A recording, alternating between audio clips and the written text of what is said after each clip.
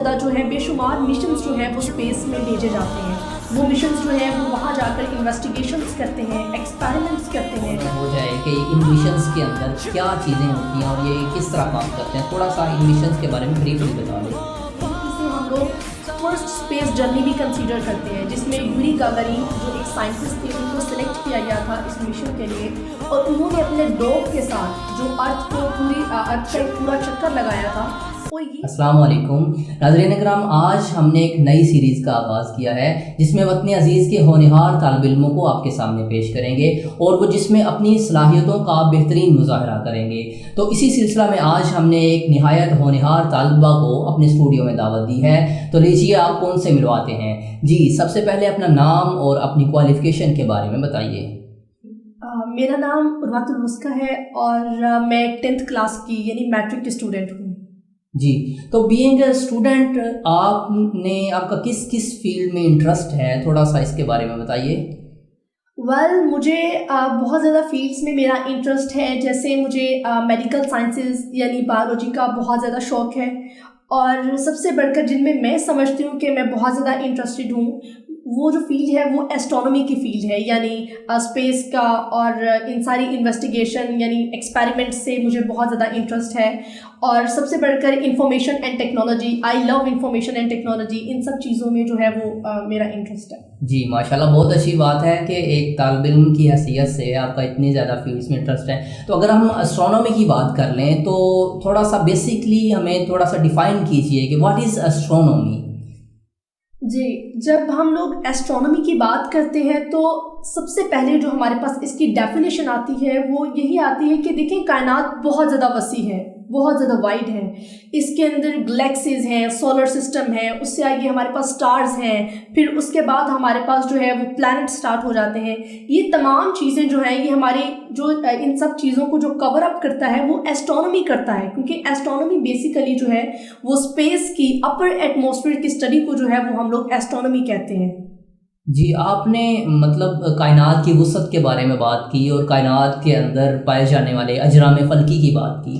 तो हमें कैसे पता चलता है, मतलब हम ज़मीन के ऊपर रह रहे हैं तो हमें कैसे इस बात का इल्म होता है कि इतनी इतनी दूर तक ऐसे ऐसे सैयारे मौजूद हैं, सितारे मौजूद हैं, जैसे आपने गैलेक्सीज़ और सोलर सिस्टम्स की बात की है, तो हमें कैसे पता चलता है इन चीज़ों के बारे में।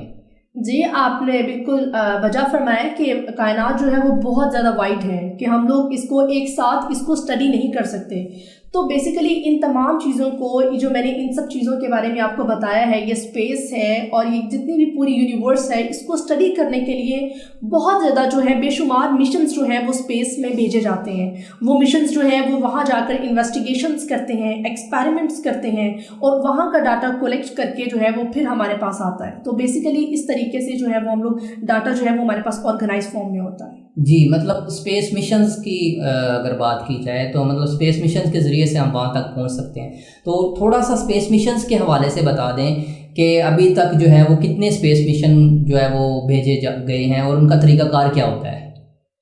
जी, अब तक जो है वो सैकड़ों नहीं बल्कि हज़ारों जो स्पेस मिशंस हैं वो स्पेस में भेजे जा चुके हैं, जो कि अब तक जो है अपनी इन्वेस्टिगेशंस कर रहे हैं, बल्कि एक्सपेरिमेंट्स कर रहे हैं और इस यूनिवर्स को एक्सप्लोर करने की कोशिश कर रहे हैं। लेकिन जो जिनमें से जिन्हें हम लोग समझते हैं कि टॉप 10 यानी बहुत ज़्यादा फेमस जो स्पेस मिशंस हैं, उनकी अगर हम बात करें तो उनकी सीरीज़ के अंदर सबसे पहले जिन 10 जो हमारे पास स्पेस मिशंस आते हैं वो ये हैं कि स्पुतनिक 1 मिशन, उसके बाद हमारे पास आता है वोस्टोक 1 मिशन, फिर अपोलो 11 मिशन आता है, फिर अपोलो 13 मिशन आता है, उसके बाद आता है वॉयेजर 1 मिशन आता है, फिर हमारे पास केपलर मिशन आता है, उसके बाद जब हम बात करते हैं तो कैसिनो-हाइगन्स मिशन आता है, उसके बाद फिर स्पिट्ज़र स्पेस टेलीस्कोप का मिशन आता है, और सबसे लास्ट के ऊपर जो है वो न्यू हॉरिज़ॉन मिशन आता है। मतलब ये वो 10 टॉप जो फेमस और पॉपुलर मिशंस हैं, ये वो मिशंस हैं।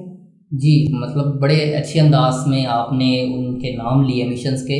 तो हमारे नाज़रीन को थोड़ा सा ब्रीफली बता दें 2-4 मिशंस के हवाले से, ताकि हमें उनसे थोड़ी बहुत हौ न हो जाए कि इन मिशंस के अंदर क्या चीज़ें होती हैं और ये किस तरह काम करते हैं। थोड़ा सा इन मिशंस के बारे में ब्रीफली बता दें।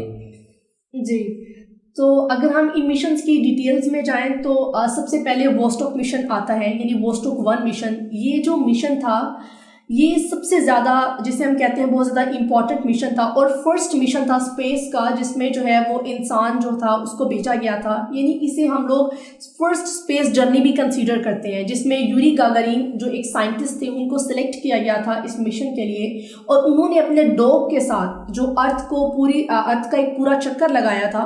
और ये जो मिशन था ये बहुत ज़्यादा लॉन्ग टर्म नहीं था, लेकिन सिर्फ 108 मिनट्स का जो था ये मिशन था, जिसमें जो यूरी गागारिन थे उन्होंने बहुत सारी इन्वेस्टिगेशंस की थी और एक्सपेरिमेंट्स किए थे, जिसके बाद हमारे पास जो है वो डाटा कलेक्ट होकर हमारे पास आया था। यानी हम लोग इसे कह सकते हैं कि ये फर्स्ट स्पेस जर्नी थी जिसके अंदर इंसान जो था वो स्पेस में गया था।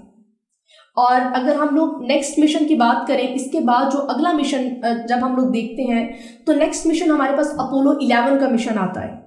अब जो अपोलो 11 मिशन है ये बेसिकली बहुत एक्सपेंसिव मिशन था, जिसमें 4 लाख लोगों ने इसके अंदर पार्टिसिपेट किया था। ये जो मिशन था इसकी ख़ास बात ये है कि इसमें नील आर्मस्ट्रॉन्ग का नाम तो आपने सुना होगा।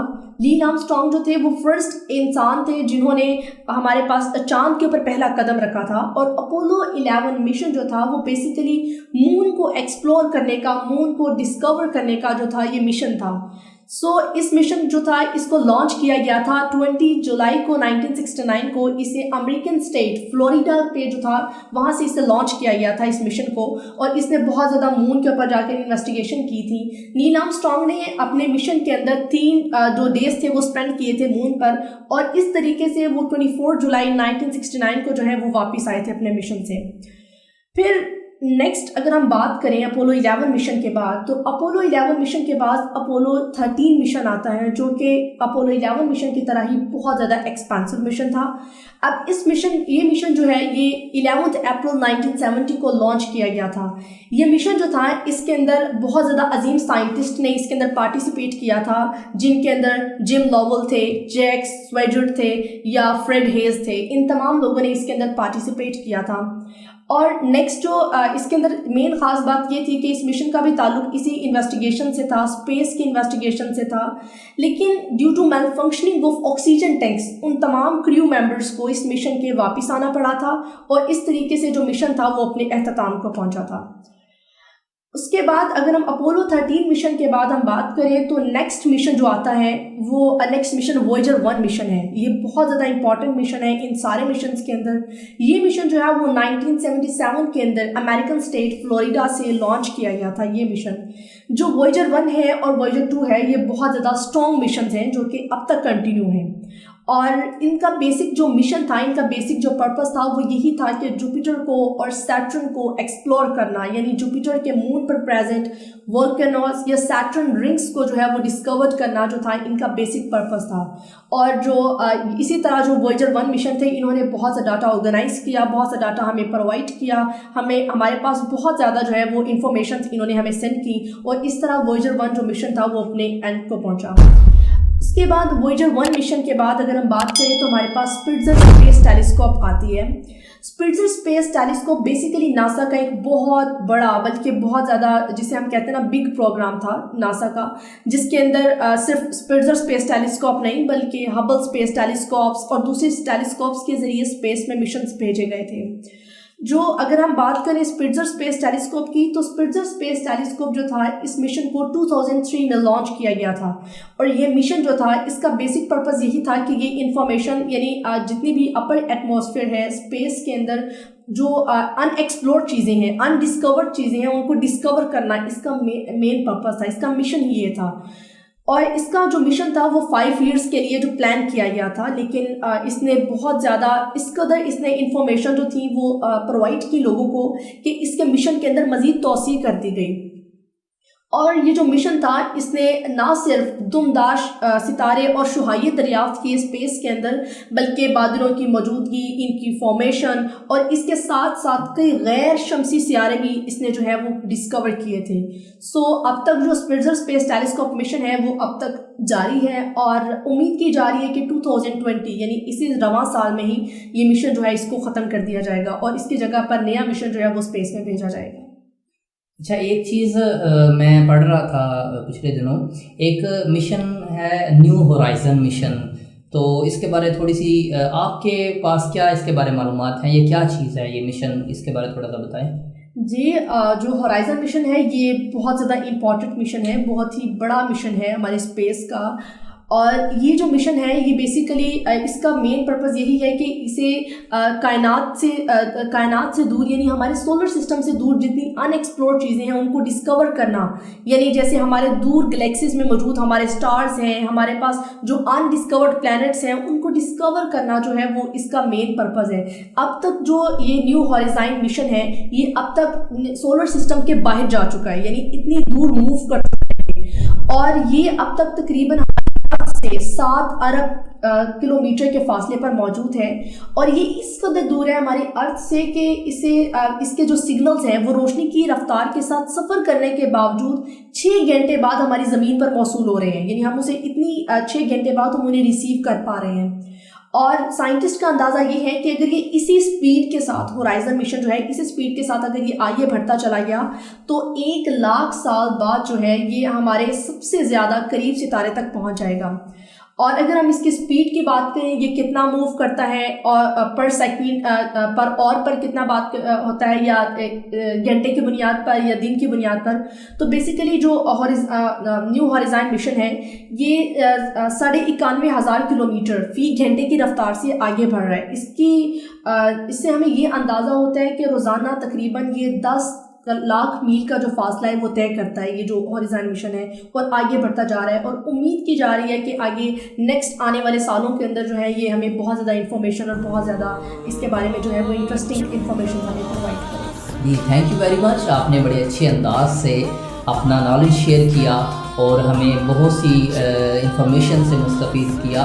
तो हम उम्मीद करते हैं कि मुस्तकबिल में आप बहुत अच्छी साइंटिस्ट बन जाओगी। जी तो नाज़रीन आपने देखा ये एक होनहार तालिबा की गुफ्तगू आपने सुनी, किस तरह से स्पेस मिशंस जो हैं यहाँ से भेजे जा रहे हैं उनके हवाले से बात की। इसी तरह साइंसी मैदान में भी काफ़ी ज़्यादा नॉलेज रखती हैं। तो हम इस तरह वतन अज़ीज़ के बच्चों की सलाहियतों को आपके सामने पेश करना चाहते हैं।